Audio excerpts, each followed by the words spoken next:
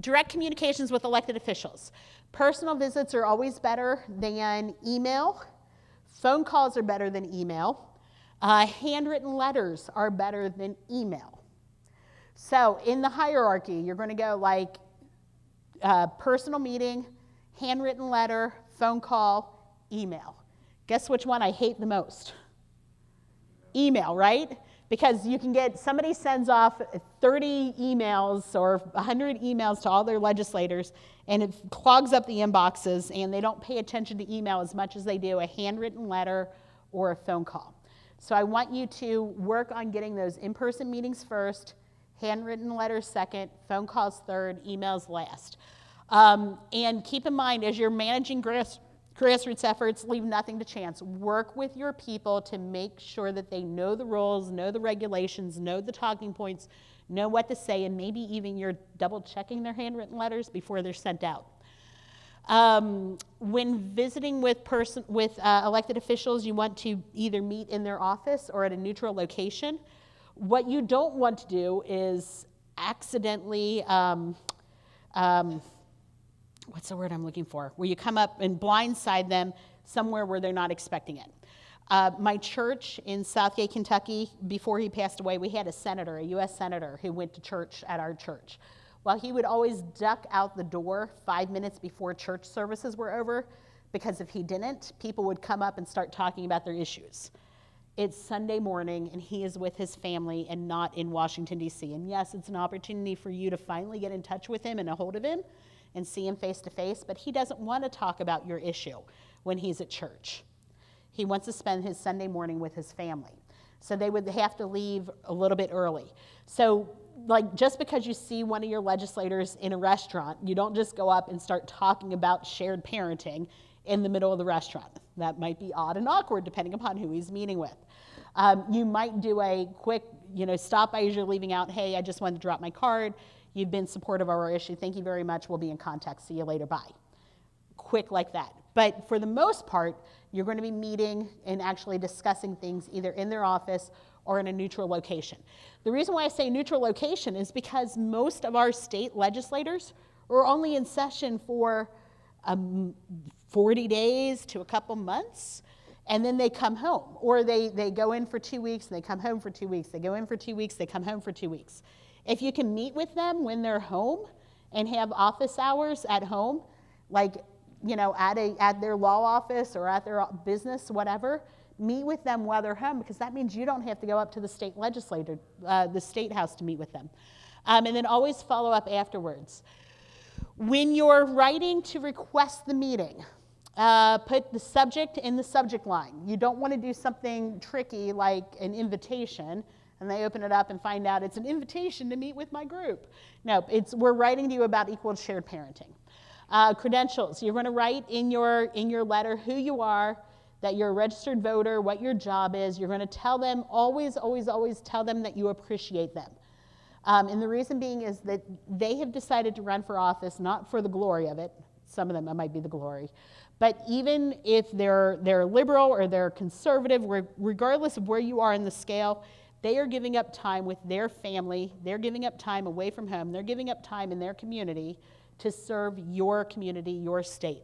So always tell them that you appreciate them, then tell them where you're writing, and then ask them for something at the end, and then tell them that you'll be in touch, especially if you're writing to ask for a meeting.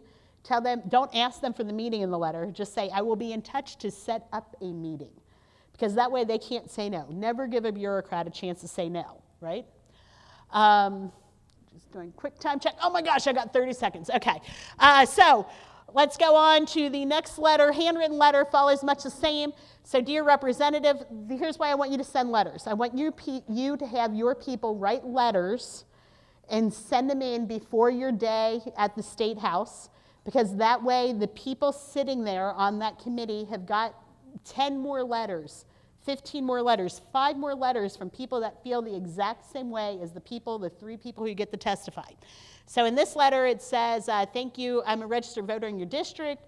Let me thank you for your service, as the Arizona Coalition for Equal Share Parenting is opposing Bill HB 232, because, then we write one sentence. It infringes on parental rights by assuming that mothers are more fit parents than fathers. In fact, it is best if both parents are involved in custody and parental decisions. And then you tell, whoopsie, go back. Sorry, I pushed the wrong button. And then this paragraph right here tells why I feel that way. Unfortunately, I know firsthand the harm that comes when one parent is forcibly excluded from children's lives. When a judge allowed my ex-wife to move to Virginia, because we just said we're from Arizona, to be closer to her parents, I tried my best, but my son became alienated from me. Whereas he was an active athlete, popular and successful in school, he withdrew when he got to Virginia. Phone calls and video chats were not enough. He became depressed and even attempted suicide. He is now in counseling, something my wife and her family vehemently opposed for 2 years despite my pleas. Wrong word. Before his suicide attempt, he told his therapist that he feels I abandoned him. I never stopped loving and caring for him, and I just can't physically be present in his life since she remains primary custody. I know our current equal shared parenting law, which you voted for 3 years ago, would have saved my son from this disruption in his life. Do not vote to roll back this vital law. It's protecting parents' rights and children's lives. And then at the end, I ask him, I look forward to hearing your thoughts on this proposal and respectfully request your opposition to HB 232. That right there is the perfect type of letter that I can send into the State House to every member on the committee. And then that way, after they hear the testimony from the other 3 people, they can hold up and say, I've got 5 more letters that say much the same thing. Why are we even considering this bill? Because this bill is going to hurt children, right? Phone calls, you're going to do the same thing. By the way, one more thing, never threaten the legislature. So it says in there, it said on our person that was on the internet watching, he said, well, it's political suicide to go against the moms groups. You might think it's political suicide to go against the moms groups. Maybe some of the legislators think that it's political suicide to go against the moms groups because they've got political power. But in fact, if they don't actually have political power, just threatening, we're never going to work for you again. We're never going to vote for you again. We're never going to give money to your campaign again. Most legislators know that that's an empty threat, and so they're not going to respond to it. And besides for that, if you're threatening somebody, I am never voting for you again, Patrick. I can't believe you voted against me on this law. You're the worst person in the world. You suck. Next year when I come back and I'm like, Patrick, good to see you again. Hey, I need you to vote yes on this issue. What's Patrick going to say? Get lost. No, get lost, exactly. So please tell your people not to threaten. And even if it's just, hey, if you vote no on this, we're never going to support you. The fact is you're going to support them. My bluff was called on a Facebook chat. I said, if that person runs, I'm never going to vote for him. And they're like, really? You're going to vote for this person instead? I'm like, if that person wins, I'm never going to volunteer for him. I'll vote for him. But, they called my bluff. I'm going to vote for him over his opponent, but I may not volunteer for him. Always be polite. Remember, every legislator is a potential supporter in the future because you never know who's pulling their strings. So even if they're against you this year, they might be for you next year. There are so many people up in Congress that I was just like, oh, I hate them. Go vote for them. And suddenly they become conservative because now they're up for re-election and they go vote. And they say the things that I want them to say, and we went and vote for them. And now, like a week later, they're already like, hey, let's do this liberal thing. And I'm like, why? You're killing me here. So you never know why they're going to vote for or against your issues. So always just keep working with them to change that intuition. And if you're forced to meet with like a legislative intern, just remember that today's legislative interns are running for office in 4 and 5 years. They will be the members of the State House in 10 years. So be respectful of even them in their time because they will eventually be the ones voting on your issues. Take rejection in stride. You might not like their positions, but remember they're up there serving your community, so always thank them, even if you don't like them. Even if I met Nancy Pelosi, I would be like, hey, thank you very much for serving our country. Okay. One last thing, the way to dress. Men, slacks, you always want to dress one level higher than your committee. So men for slacks, collared shirt, tie, jacket, or an open collared shirt, business shirt. Women, be modest. Tights are not pants when you're at the State House. Okay, so if you're going to be wearing tights, make sure that you're wearing a dress or a tunic that goes mid-thigh, not a crop top. Oh my gosh. Pantsuits, skirt, blouse, low-key jewelry, be modest. I wouldn't even wear this dress to testify in because it's a little too flashy. Okay? You'll notice my earrings are kind of quiet. They've got a little bit of dangle to them, but I wouldn't wear anything much bigger than this or much danglier. Definitely no chandeliers because it's distracting. Exceptions, if you're a rancher, then proper Western attire is appropriate. If you're blue-collar work or business casual is appropriate. For women, tights are not pants. Again, at the Leadership Institute, we say repeat things 3 times if it's important. Tights are not pants for the purpose of going up and lobbying at the State House. If you're going to wear tights, make sure they're underneath a dress. Okay? I know they're comfy. I've just discovered that. They're amazing. Not for the legislature. Men, shirts, your shirts. Okay, can you stand up? He's got his shirt. Turn around. You're good. You're good. Okay, see how he's buttoned all the way up except for the open collar? Perfect. I don't want to see chest hair on men. Okay? And take out the Bluetooths and the earpieces when you're meeting with people. Let's see. That's good. Know the rules of the committee. Know if you've got to address the chairman of the committee before you actually speak. In South Dakota, when you testify, only the chair, like the members are allowed to ask questions, but you have to ask the chair for permission to answer a question. So it's, Chairman, may I address the committee? Yes, go ahead and start your testimony. I give my testimony. If somebody asks a question, Chair, may I answer the question from the member? Yes, thank you. So Chair, member, here's my answer to the question. You're always addressing the chair even when you're answering like Muhammad's question. If Muhammad asks me a question, I address the chair before I'm allowed to address Muhammad because that's the way it's run. So know what the rules and regulations are. If you've never been to a testimony or committee hearing for your state house before, go. First week, second week of session, before you're going up, before your issue is being considered, go up and listen and pay attention and take notes, and then follow the same sorts of protocols. Know the general makeup of the committee, know if your chairman's a stickler, and prepare your people ahead of time and have them speak in the format that they're ready. I obviously spoke without notes except for what's on the screen today, right? Some people need to have it written out, but we don't want them just reading if at all possible. So maybe it's cards, maybe it's notes, maybe they do best if they just talk off the top of their head. I prefer not to have that happen because, again, I need him to speak for his 3 minutes and then shut up, and I need him to speak for his 3 minutes and then shut up.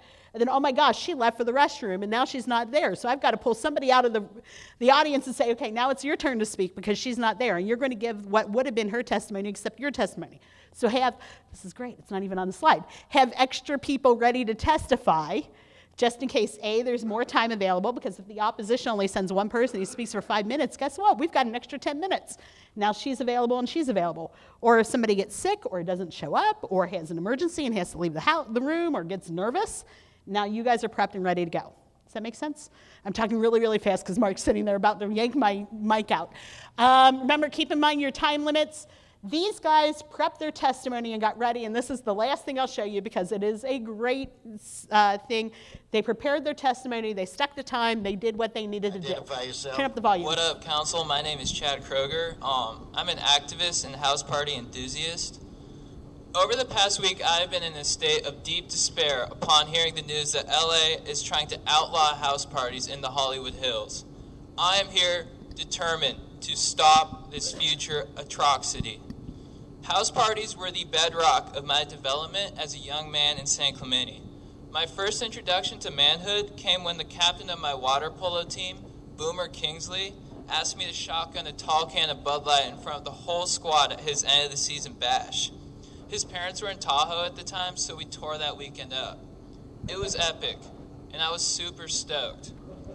My newfound confidence gave me the courage to ask out the most popular girl in school, Lauren Stockholder, to prom that year.